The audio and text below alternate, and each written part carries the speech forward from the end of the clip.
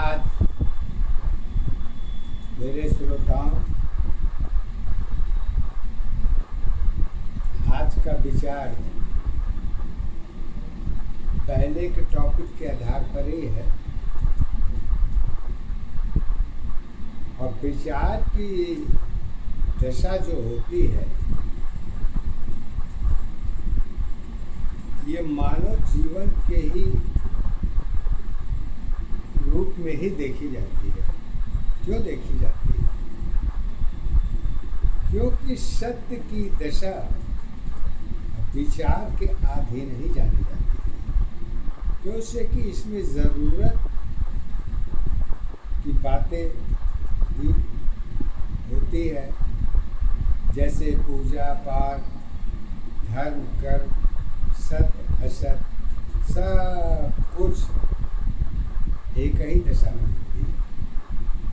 बेटी, इसकी पहचान तो एक ही आधार पर देखी जाती है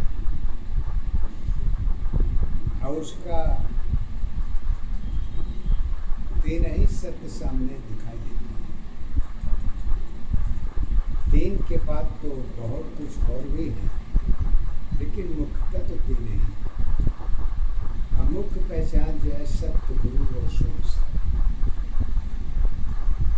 यही तीन पहलू जो है आपको ईश्वर तक की पहचान को भी आधारित करती है।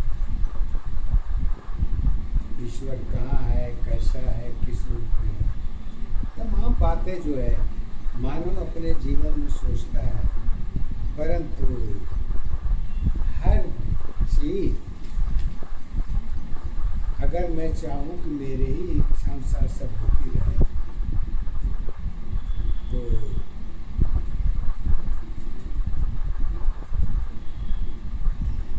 सत्य की पहचान आत्मा से जुड़ती है और आत्मा जो है मानव जीवन की अवस्था के अधीन है।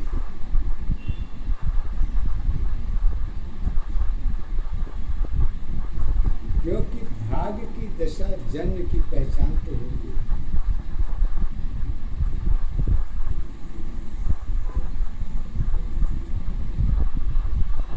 परंतु कारण की दशा में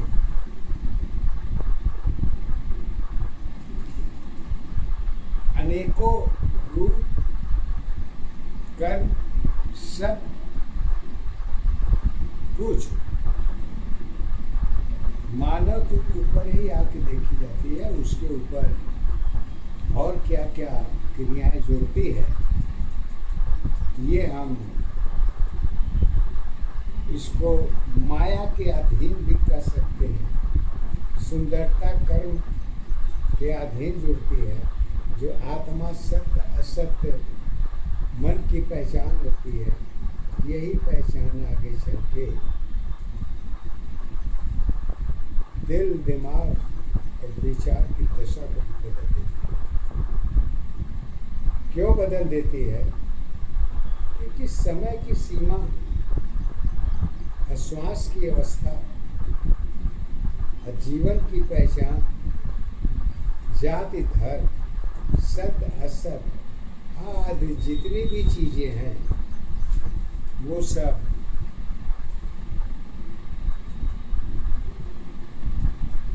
केवल मानव के ऊपर ही आके आधारित होती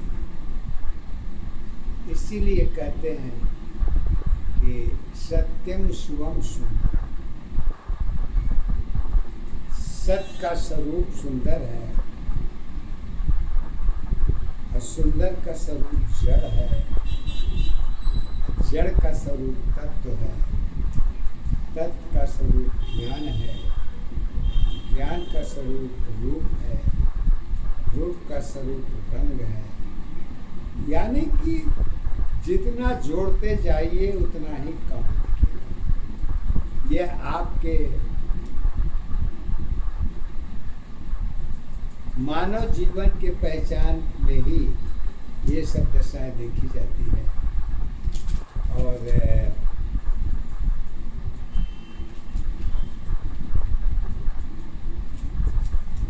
तो आगे गुरु माँ अपने पद पर आइए तो सत्यता जो अभी बताया हूँ वही है। असत का स्वरूप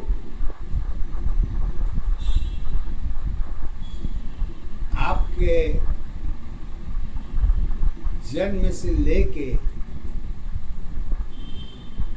अवस्था और पहचान सीमा की दिशा भी तय करती है। जन्म की पहचान कहाँ तक साथ देती है,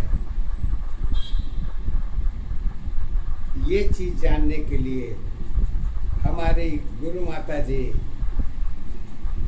पद के द्वारा कहते हैं, चेहरे की बदलाव में बचपन सारी की है,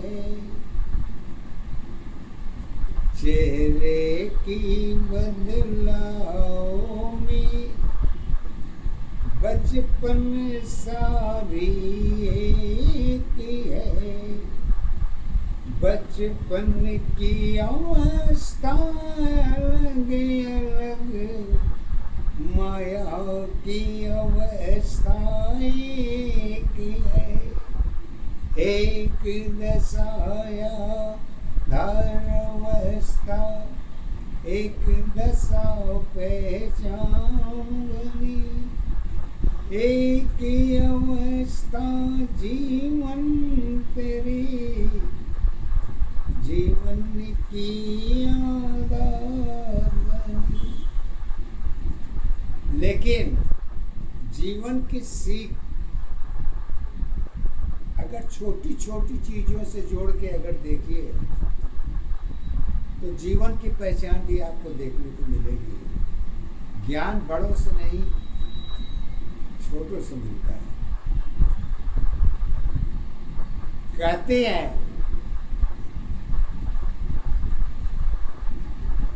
डाली की पहचान तुम्हारी वृक्ष की आधार बनी, पत्ता डाली साथ साथ है, एक दशा पहचान बनी, सिमटी जीवन साथ रही है, वृक्ष तुम्हारी एक है, घर की पहचान तुम्हारी एक दशा आधार है, थोल सत्य की बातें तेरी, फूल की पहचान बनी, अरे दशा तुम्हारी जुड़ी हुई है, खुशी की सत पहचान बनी, प्रकृति अवस्था सुंदरता पहचान तेरी आधार है, जीवन की कहानी यहीं पे है, सुख दुख की पहचान है, परिवर्तन में साथ जुड़ी पहचान तुम्हारी एक है, तना तेरी आधार बनी है, शक्ति की पहचान है। स्वयं में अवस्था स्वयं में देखो, आत्मा मन एक है। सुंदरता और रूप अवस्था, तना तेरी पहचान है। जन्म तुम्हारी रही नहीं, अवस्था की पहचान बनी। जीवन की पहचान तुम्हारी, सत्य दशा आधार बनी। अरे सत्य की आंसू, मन की आंसू, आंसू तेरी एक है। हर खालीपन में भरी अवस्था, आंसू की पहचान बनी। जीवन की आंसू एक रही, सुंदरता की पहचान बनी। भोलेपन की आंसू तेरी, प्रेम की आधार बनी। स्वयं की इच्छा स्वयं की साथी, दोनों की आधार है। त्याग तुम्हारी इसी में है, आंसू में पहचान है। जन्म अवस्था सुंदरता, पहचान तुम्हारी जीवन है। मन के आंसू तन के आंसू, दोनों आंसू एक है। कष्ट भरी आंसू की अवस्था, पहचान में आधार बनी। यही आंसू जीवन की अवस्था, सत्य की पहचान बनी। कहते हैं इस आंसू को पोंछने वाला कौन है, कौन नहीं है। तो कहते कि वो ये आंसू पहले आई कहाँ से, इसको जानिए। तो कहते हैं स्वयं की आंसू स्वयं की है, आंसू की आधार बनी। सत्य गुरु माँ की शक्ति भी, आंसू की पहचान बनी। भक्ति आंसू प्रेम की आंसू, पूजा की पहचान बनी। मन की आंसू एक रही है, अरुण की पहचान बनी। मन में मेरे माँ की अवस्था, शक्ति की पहचान बनी। बूंद की पहचान नहीं है, सत्य अवस्था है।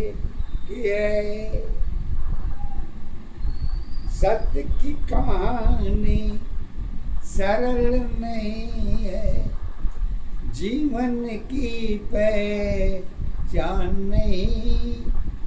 यही आंसू कष्ट बनी है, पहचान की आधार है। एक दशाया दार अवस्था, एक दशा पहचान है, एक ही अवस्था जीवन तेरी, आंसू की पहचान है।